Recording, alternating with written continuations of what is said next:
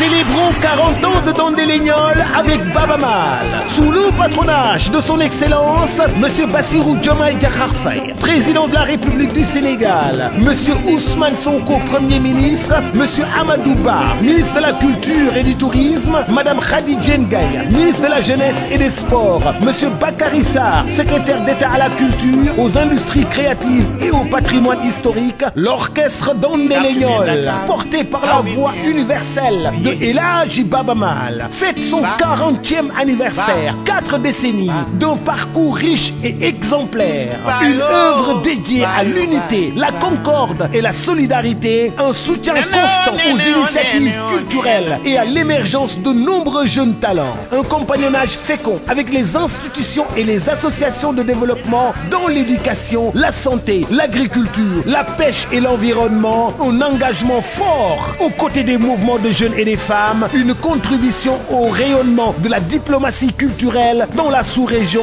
à travers la création du festival Les Blues du Fleuve. Moment phare du programme, conférences, expositions retraçant l'histoire du Dandé-Légnol. Concert exceptionnel le 11 octobre au Grand Théâtre National de Dakar, le 25 octobre à l'Arène Nationale, le 1er novembre à Nouakchott. Invité d'honneur, la star planétaire Youssou N'Dour, Sekouba Bambino, Abou Djibadé. Hommage spécial à Monsieur El Hadji Ndiaye, président directeur général de 2STV, pour son engagement historique dans le rayonnement du Dandé-Légnol.